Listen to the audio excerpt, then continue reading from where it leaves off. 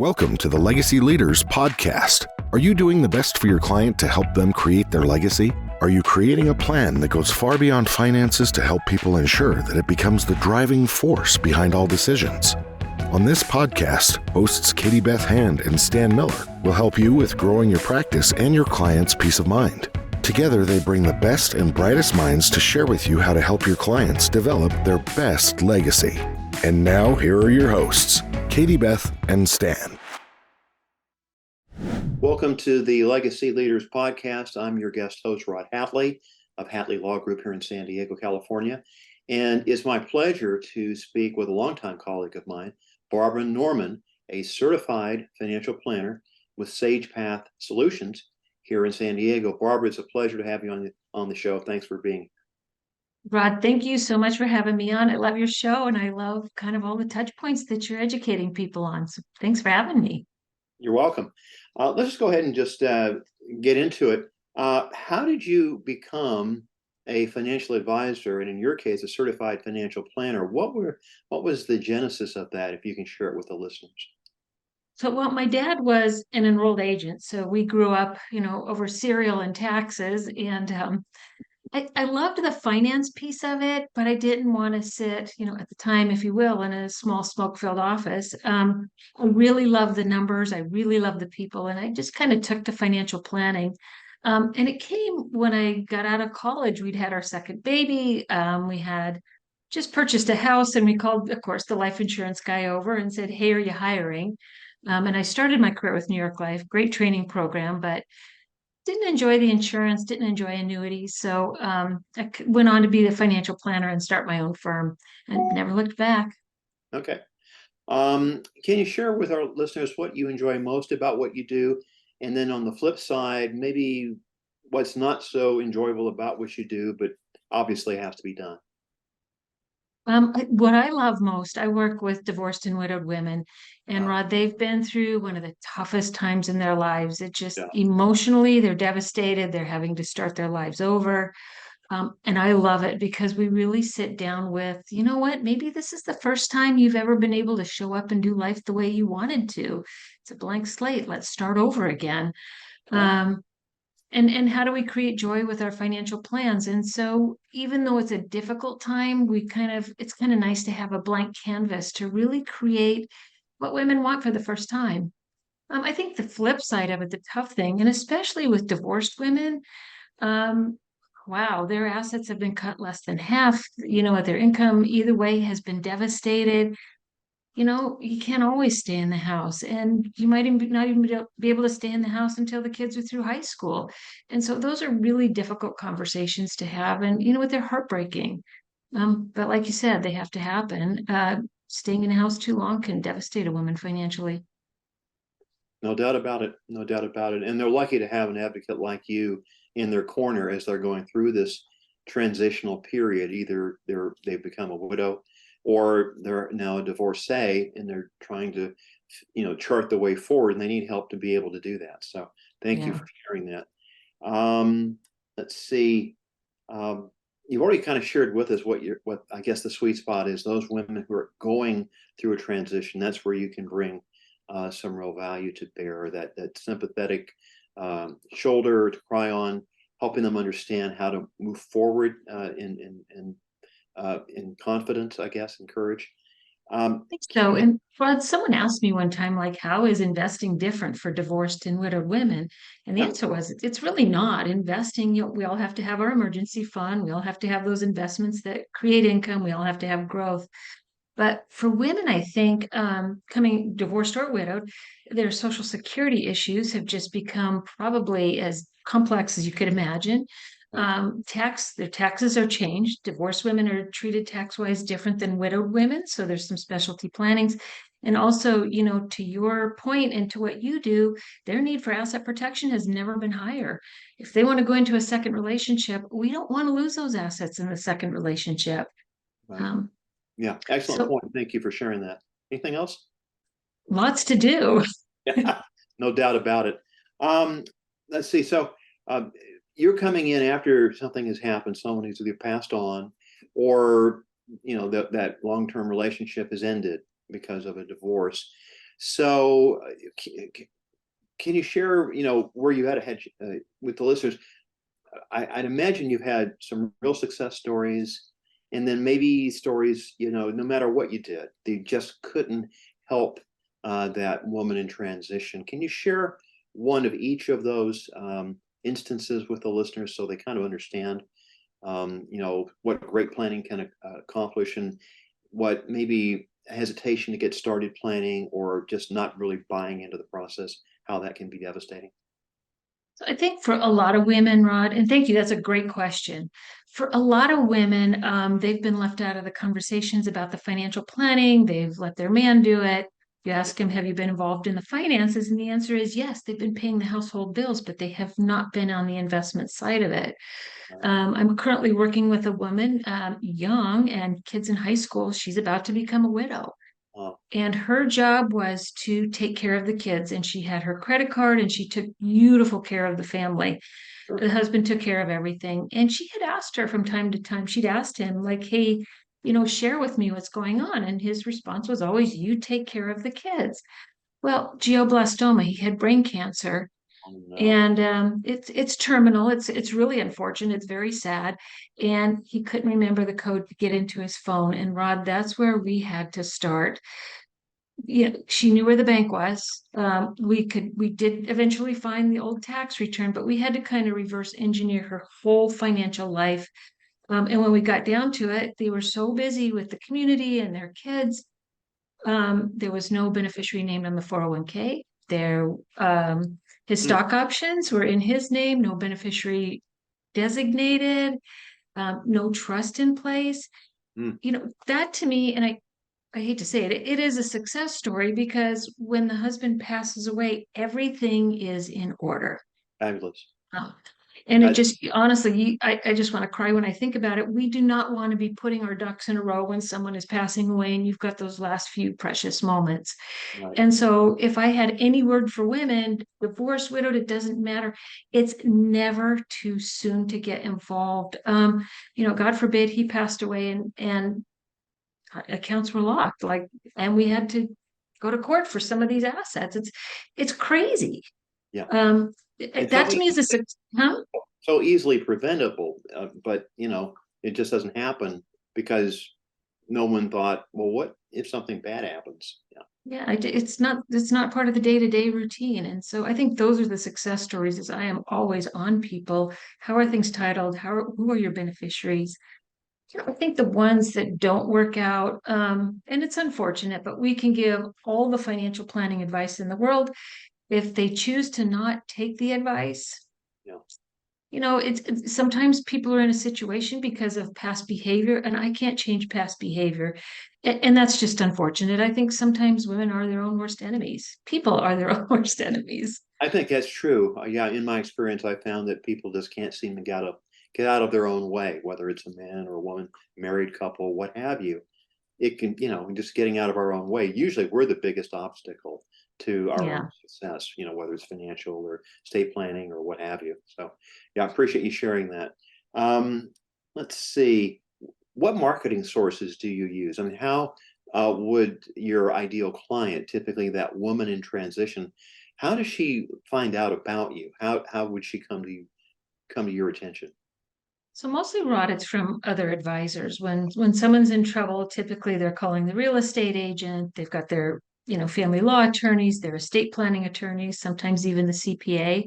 And because they know that I do a lot of hand holding, I'm referred in and we take care of those women like you can't believe it. There's never a problem with it. So referrals are wonderful. Girlfriends refer girlfriends. If you did a good job, they're going to be good mouthpieces, and I love it for that. I have my podcast like yours, and it's just now being rebranded to the Happiest Chapter. And so we're going to start dealing just with issues that divorced and widowed women need to deal with personally, emotionally, financially, tax-wise. So through the podcast, and then also, Rod, I do a lot of teaching in the community. I teach for Oasis, which is an adult learning center. I do workshops for Sharp Hospital. I'm talking to UCSD. And one of my best favorite workshops is called the Family Binder, and it's how to get my affairs in order. It's all about estate planning. And I can't teach that class enough. I just, every time I do, it fills up and I'm asked to come back and teach it again and again. And I think the depth of knowledge in that, I get some clients from that as well. And these are all really fun ways to market. Okay. Yeah. I mean, I think if you're out there in public and that people get to know you, they like you and they trust you, and then they get up the ladder, and then they'll, become a client because they realize the tremendous value that you're bringing to the conversation and ultimately to their lives if they choose to engage Yeah. you. Okay. Um, I also recently published a book. It came out right before my Congratulations. mom passed away. So that poor book is sitting on a floor somewhere. But yeah, How to Be Happily Divorced. And so I hope to get out more with that book and talk about, how these transitions really can be a starting over, a joyful time if we let it. Yeah. I mean, embracing, what's happened and not looking at it as a source of disappointment, but a source possibly of empowerment, a source of, renewal. I mean, I now can do the things that I couldn't do previously.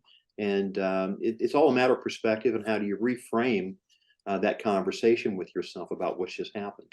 So it's definitely a perspective. And I think having that opportunity to talk to someone like you, I would imagine would give that woman in transition a sense of, yeah, I can do this. I can actually make this a much happier situation if I choose to, and if I can identify the right people to work with to make that happen. So congratulations on the book.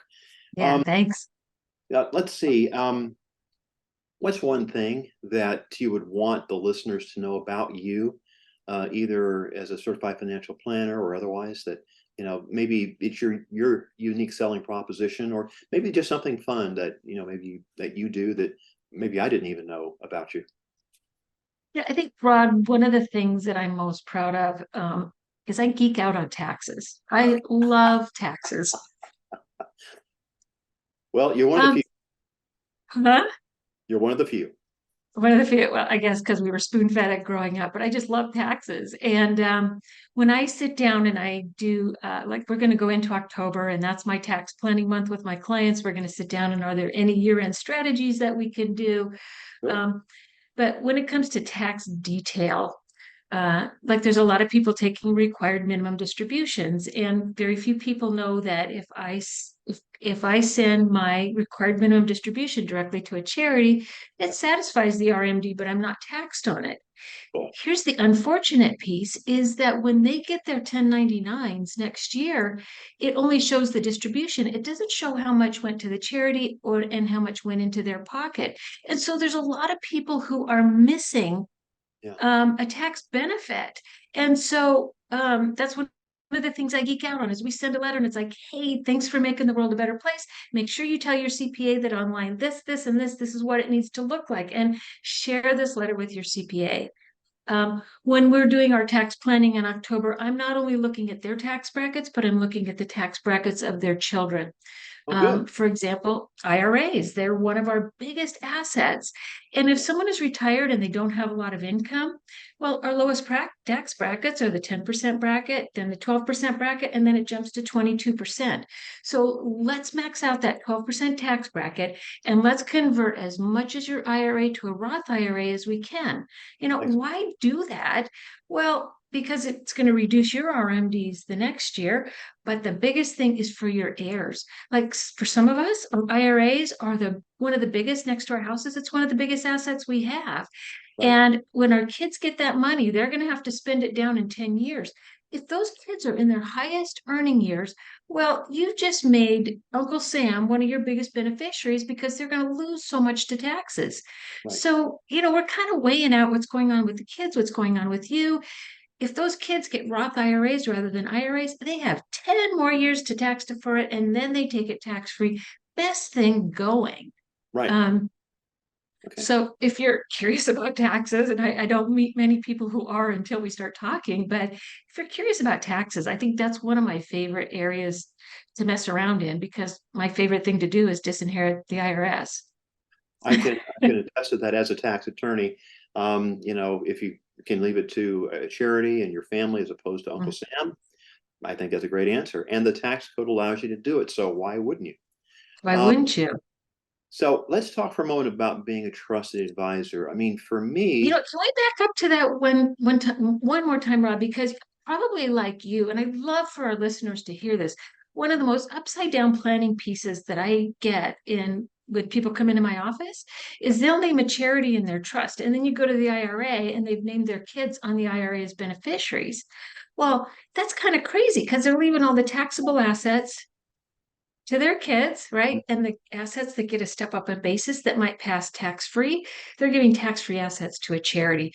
And so I always try and tell people charitable planning in your IRAs is so easy because if you ever want to change your charities, all you got to do is change the beneficiary in your IRA. If you want to change the amounts, we just switch up the percentages. But if I've done that in my trust, I got to call Rod Hatley. I got to pay Rod to amend my trust. And the other thing is too, by reversing that, now again, we've disinherited the IRS by giving those taxable assets to a charity who won't pay taxes. And those step up and basis assets, the tax-free assets, go to the kids. So that's kind of one of my favorite, when we talk about charities, that's one of my favorite areas to go to. fabulous. No, it absolutely makes sense. And it's just using the IRS rule book in such a way that you really benefit a charity and your family. And you do it in the best, most magnificent way. And I think it's just a missed opportunity if you don't do that. So thank you for sharing that wisdom. Let's talk for just a moment about being a trusted advisor. And what does that mean to you? I mean, I know what it means to me, but everybody's going to feel differently about that. So does that have any special significance for you, being a trusted advisor to your clients? It absolutely does, Rod. Thank you for asking that question because I think trusted advisor is a term that's tossed around quite a bit. And what is a trusted advisor? What that means to me, when I take that to heart, people are coming to me with their life savings. It's everything. And they don't have time to get that back. And so trusted advisor says, I am going to treat this as if it were my own. I am not going to do anything for you that I wouldn't do for myself. I'm not, to me, trusted advisor is, where is your heart and where is your integrity? And is it in the right place? Like whose interests are being placed first? And I think that's why being a fee-only fiduciary also is really important to me, is that I have to sit on their side of the table. I have to account for the work that I'm doing for them. I think the oversight on fee-only fiduciaries is huge.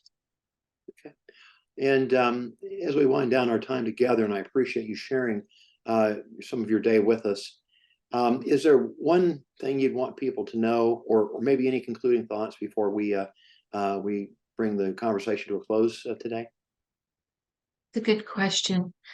I think that the areas, Rod, that you and I work in, they're complex. A lot of times it lacks transparency. People are being asked to make decisions that they've never been educated on. Nobody teaches this stuff. I think for our listeners, my biggest thing is, slow down with your decisions, get an education, talk to a lot of people. And I always say, you know what, if it doesn't feel right, today's a good day to do nothing. Keep getting an education. Yeah. Yeah. Okay. No, I mean, it absolutely makes sense. And I think it's so obvious but we kind of overlook something like that. It's just so obvious, they didn't even see it or didn't even think about it because there it was. Let's see. So how can those who are listening to the program, if someone was interested to reach out to you, how can you be contacted? My website, which is Sage Path Solutions. Sage like the herb, path like you walk down, solutions is plural, Sage Path Solutions, or just my initials BN at Sage Path Solutions. You can happily email me and we'd love to talk if anybody's got questions. Okay. I'm happy to help. All right. Thanks to the listeners for sharing the time with us.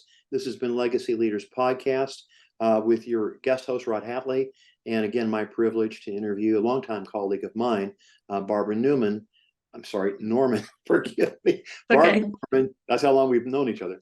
Barbara Norman, a certified financial planner with Sage Path Solutions here in San Diego. Barbara, again, thank you for sharing the time. Rod, thanks for having me on. You've been listening to the Legacy Leaders Podcast with Katie Beth Hand and Stan Miller. For more information on them and the show, please visit pinnaclelegacylaw.com If you like what you've learned today, do share the program with your friends and subscribe wherever podcasts are found.